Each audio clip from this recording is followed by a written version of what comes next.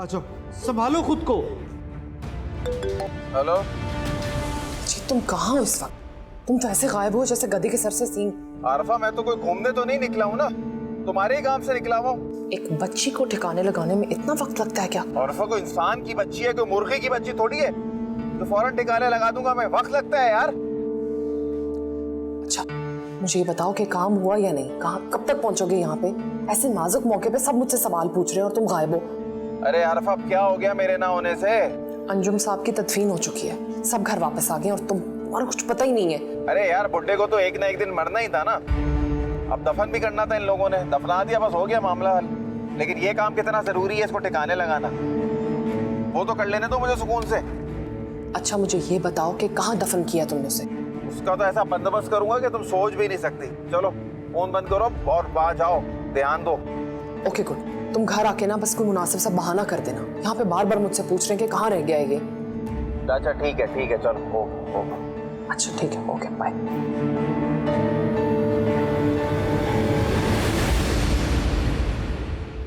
मुझे तो कुछ समझ में नहीं आ रहा कि अब क्या करें।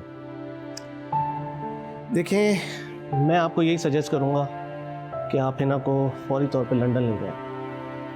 उनके इलाज के मुतालिक पहले भी मेरी उनसे बात हुई है, एक बार फिर कर लूँगा। ठीक है डॉक्टर साहब, आप बात कीजिए। मेरे और हिना के पासपोर्ट और वीज़े रेडी हैं, मुझे सिर्फ टिकट्स अरेंज करने हैं। मेरा ख्याल है कि यही सबसे बेस्ट ऑप्शन होगा हिना के लिए। ठीक है डॉक्टर साहब, आप बात कीजिए, मैं जाने की तैयारी कर। ठीक है, मैं बात करता हूँ।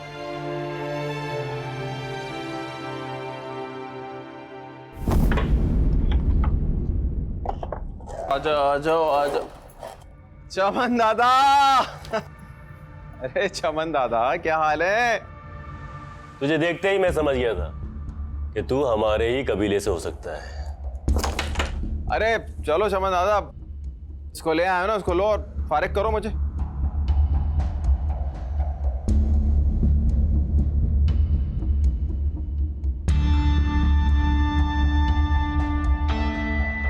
इतनी जल्दी भी क्या है? अंकल मुझे कहाँ लेकर आया? अरे बेटा, ये तुम्हारे मामा पापा के दोस्त हैं, ये उनके पास तुम्हें लेकर जाएंगे। नहीं आप मुझे लेकर आना, मुझे इनके साथ नहीं जाना। अरे मुन्ना बच्चा, घबराने की जरूरत नहीं है, इनको घर का रास्ता पता है। ये तुम्हें यहाँ से सीधा तुम्हारे पापा के पास लेके जाएंगे, है ना? बहुत मजा आएगा, घर जाएंगे। क्या हो बेटा, क्यों नहीं जाओगे? अरे हम तुम्हें तुम्हारे मामा बाबा के पास लेके जाएंगे, हम भी तो तुम्हारे अंकल हैं ना।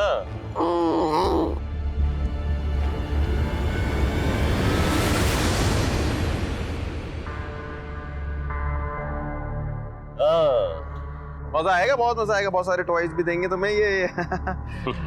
अरे वाह वाह वाह वाह, पूरे है ना? हाँ, ईमानदारी से दिए। हाँ, तो मैंने भी काम ईमानदारी से किया है, जो वादा किया था निभाया है मैंने, है ना? चलो बेटा, शाबाश, अब तुम इनके साथ रहो, ये तुम्हें लेकर जाएंगे तुम्हारे बाबा के पास। आप मुझे लेकर जाना, मुझे उनके साथ नहीं जाना। इनके साथ क्यों नहीं जाना है? तुम्हारे पापा के दोस्त हैं, रास्ते में तुम्हें टॉयज दिलाएंगे, खिलाएंगे, आइसक्रीम खिलाएंगे, उसके बाद पापा के पास लेकर जाएंगे। चलो शर्ट छोड़ो। अरे रमल शर्ट छोड़ो, रमल शर्ट छोड़ो मेरी। मैंने कहा ना तुम्हारे पापा के दोस्त हैं। रमल शर्ट छोड़ो, इधर ही रहना है तुम्हें। ले जाओ इसे और बच्चियों के साथ रखना। रो मत, शोर मत करना, अब जाने की बातें भी मत करना, समझ गई हो ना? अब तुम्हारा ठिकाना यही है, तुम्हारे पैसे दिए हैं मैंने, यहीं रहना है तुमने। चल बे, ले आ इसे अंदर।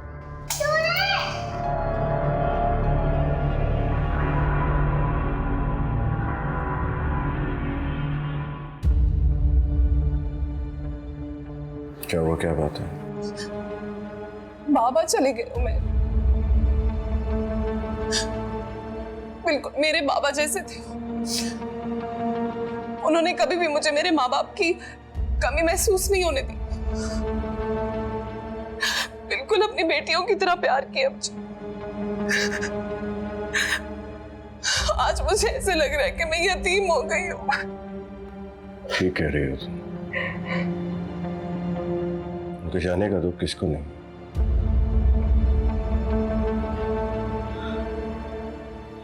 ये मुश्किल वक्त कैसे गुजरेगा मुझे तो समझ ही नहीं यार। कितनी अजीब सी बात है,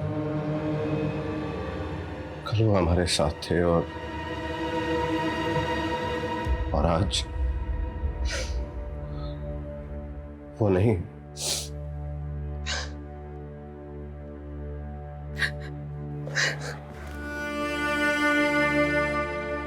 की कमी हमेशा महसूस होती है।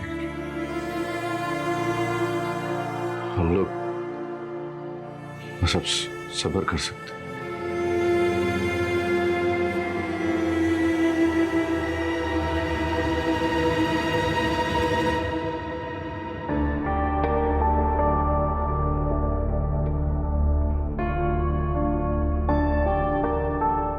चमन दादा, एक मसला हो गया।